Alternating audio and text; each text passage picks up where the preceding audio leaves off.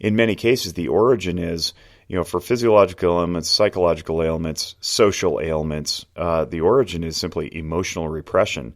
Those chemicals in your brain eventually get absorbed into your cells instead of being processed appropriately through sweat and tears. Tears, by the way, contain cortisol. I've mentioned that before. They need to be excreted. Cortisol is a stress hormone. If you don't excrete it, it sticks in your body, it goes into your cells, and you get maladies. And you're explaining here how you've gone through this process of journaling and expression, and you've dumped stuff into talking and journals and whatnot. And that was basically the process you underwent in creating Noggin Notes, and Noggin Notes being the podcast and the app that we're discussing now is an invitation for people to stop bottling that stuff up and instead channel it into something appropriate so that they can face the full reality of life as life presents. I think that's really magical, man. Correct. It's great. It's a great vision, and it's coming to. We're in the 100th episode. Yeah, man. That's awesome. You're helping people. That's amazing. And I understand how people feel. Like, I have friends, even now today, who don't believe in talking about their emotions, who bottle things up. My parents, my mom is more an emotional person, and I get that from her. And my friends will know, I'm a very emotional. I got this passion, and with the emotion, it just sometimes it's just uncontrollable. And I've only been able to now be able to not say control, because controlling is not a good way. It's just sitting in my emotion and being still from within and realizing that it's okay, and just calming myself down and then moving forward to the next step. Oh, I think that is a version of control. It's you saying that I'm in charge of this. It's not in charge of me. And in being in charge of it, you've willfully decided that it's going to run its course, not that you need to wrestle it down. That's not control. Control is actually, in a very paradoxical way, control is letting go. Control is handing over authority. Control is yielding. Controlling is deference, deferring to the other person. That's real control. If you're in control of yourself, you don't have to conquer anything through force. You use gentleness to overcome it. And I think when we are gentle with our emotions and with ourselves, capital S on selves, when we're gentle, what we end up having is authentic control. For those of you who may be listening, you're like, control is just a myth and it's, whatever. No. There is an authentic control, and the control is letting go. Because guess who gets to decide that? You. Yeah. And that's been a major factor in my life, because I've been holding so tight to everything, holding on to situations, holding on to exes, holding on to previous pain, previous incidents that just build on, that causes a chain of reaction of a more destructive pattern further on. Absolutely. So I let you talk a little bit, but I want you to answer my question, which is, what is your vision? How are you? Obviously you're pleased with where we are now, but what's your vision for the future, and what do you want to have happen with Noggin Notes, as far as both the app and the podcast, and what's immediately planned? So right now, we have a lot of ideas happening, and we have so many features. We're looking at adding more interactive structure within the app, meditation, which is very important, and just little exercises that our users can do. The app is self-funded, which is another thing. I don't have an investor. The app, from creation to where we are at the moment, has been out of my own pocket, self-funded. So if any listeners out there is looking for a great opportunity to create something amazing, please drop us an email. Yeah, great. For sure. And I'll jump in, shameless self-promotion. This stuff isn't cheap. I mean, it's running, I don't know, close to $100 a month just for the website and the app hosting and the the podcasting, and that doesn't account for time. That's just simply the fundamental hardware and software that we invest in on a monthly basis. So then, of course, you consider the time that I and Sifiso put into this, and then he's got to pay web, and app developers to do things. And so far, that's come out of our pockets, and we're happy to do it. But if you're getting some benefit out of this, I offered at one point, to throw some money through Venmo, and that's only applicable if you live in the United States. But if you want to donate money through Venmo to the Zephyr Wellness account, you don't get a tax write-off or anything for it. It's just your way of supporting. There's no way we can give you credit for that because we're not a nonprofit. We're working toward that. We'd like to do that, but just if you want to help out and you're getting something, the best thing you can do is share it. Obviously, share this stuff because we're helping people. But if you want to support us financially, we're not going to turn your money away. Send it through Venmo, or you can email Sifiso at info@nogginnotes.com and say, hey, how can I send you some money in South Africa to help offset the cost? Because we truly are doing this out of our own good free will and accord. And Sifiso deserves far more credit than I do. All I do, I love talking. You guys listen to me every week. This wouldn't be here without you as well. But it's it's fun for me, and it's a little bit of an ego boost, and I get to say I have a podcast and all that stuff. But really, Sifiso being behind the scenes and truly putting his money where his mouth is deserves all the credit and all the resources. So if you're going to kick down to him and help promote this thing. But seriously, truly, the best thing you can do is share this stuff. And if you want to be like an actual sponsor, like if you have a business and you're listening to this, or somebody who has a business who might have an interest, reach out to them.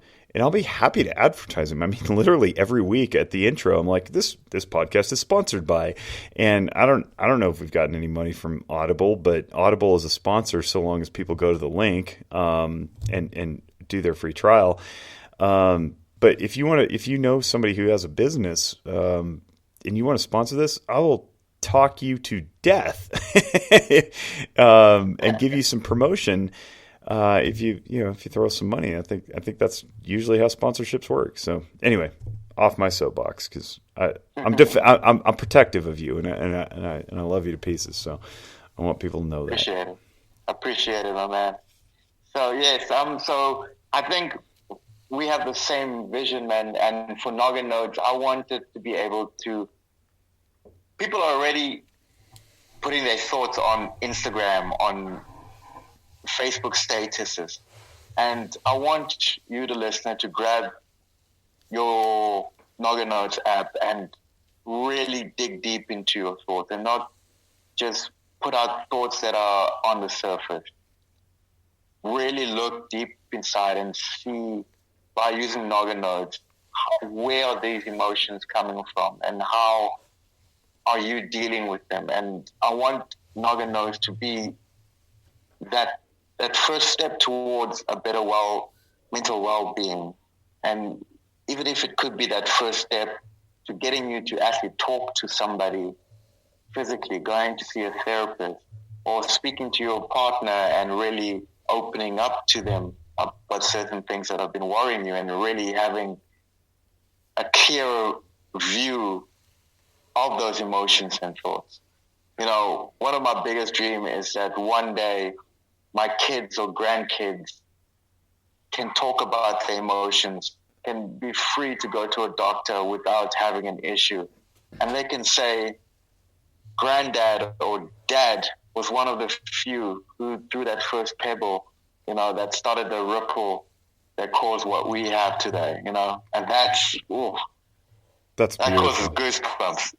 That is beautiful. And my friend and mentor, he's been on the podcast before, Christian Conti, he talks about leaving a legacy.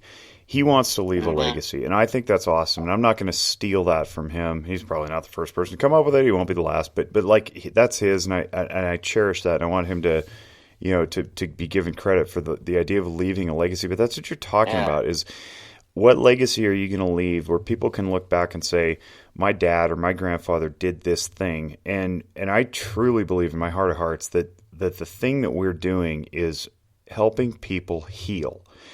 and not just heal to the point of survival, where they're no longer, clinging to the ledge, but actually thriving. There's a difference between survive and thrive. And I've been digging into this suicide stuff because the organization that Zephyr has partnered with, Walk the Talk America, Mike Sodini's been on this podcast. Our mission is to stop people from dying, but it doesn't stop there. You can't just keep people from dying. You got to get them to thrive, and so that the death is never even an option anymore. And I believe, like you believe, like analyzing emotions is a great way of doing that. I think that unlocks a lot of things. But also you touched on something about where they can just go to the doctor and not worry about, a series of things, including judgment and finances and all that. And one of the things we got to do is we got to push our insurance companies in the United States, but also internationally, not only to cover mental health care, but to cover it as a preventative benefit. And I'm never going to stop talking about that. Mental health professionals are literally the only medical portion of the only portion of the medical field who don't get to bill insurance for preventative maintenance. In our world, to send up a claim to insurance in the United States, you have to be broken in order to get fixed. You can't just pop the hood and check the belts and hoses, so to speak, on somebody's psyche twice a year or 4 times a year, whatever it is, without having a diagnosis of disorder. And the disorder comes from the Diagnostic and Statistical Manual of Mental Disorders, DSM, currently in its 5th iteration. And that has a code, and that code goes to insurance. And then insurance decides whether or not you're worthy of being reimbursed for your ailment. And I think this is going to be the first time I've ever sworn on this podcast, but that's horse shit. And we should not be in that situation. Optometry doesn't do it. Dentistry doesn't do it. Pediatrics doesn't do it. Gerontology doesn't do it. Your primary care physician doesn't do it. Every one of those fields gets at least one, if not multiple checkups annually without having something broken first. And mental health needs to be there. Now, that's just America, and America is more or less ahead of the curve on that. We talked to Jasdeep and Jay in India on this podcast. I'm going to just name drop all over the place about people we've interviewed. And in India, it's even worse. Like, they're just simply trying to get coverage. Like, at all. I mean, it's like they're living in the 1950s back there. And it's crazy to me. Like, people are literally dying, and it's like humanity just doesn't care. It's amazing. It's mind-bending to me. I don't know if it's about greed. I don't know if it's about ignorance. I don't know if it's something else. But we have got to send a message that it's okay to go get help. And Mike Sodini, with his Walk the Talk America flyers that go in every gun hand box, not every, but we want the major manufacturers to get on board too, not just the minor ones, but it says mental health, it's okay to talk about it. That should be the theme. My theme, I'm trying to create a new hashtag trending, hashtag make counseling cool. I want people taking selfies in the lobby of Zephyr Wellness saying, get my anxiety treatment on, and posting them to Instagram or Facebook, just the same as people are doing their CrossFit videos. Like, physical health's cool to talk about. We all compare knee surgeries and the recoveries and, which brand of stability instrument we're going to get for our elbows or whatever it is that when we're recovering. But we don't talk about how much our mood disorder is affecting us. Like, that's like hush-hush, poo-poo dialogue, especially if you're in one of those, like, highfalutin protected professions like airline pilot or military service or first responder, because all of a sudden, oh no, you're unstable, you're not capable of doing your job anymore. It's like, no, man, it's just an illness, it's just an ailment, it is temporary, it will be overcome, and you should be back to work with your full rights and duties and privileges thereto pertaining, restored as though it never happened, just the same as if you had a broken arm. Go on light duty for a second if you got a broken arm, and then come back when you're healed. So anyway, went on a rant there, soapbox moment, and I'm okay with it because that's what we're trying to do. We're trying to change minds. And I think through this, we want to inspire people to do the same. You and I are just two dudes doing our life. And, like, there are other people out there who are doing life, and they're like, man, I've always had the this itch to like do something greater and contribute to humanity. Well, let me tell you, you don't have to wait till all the feces.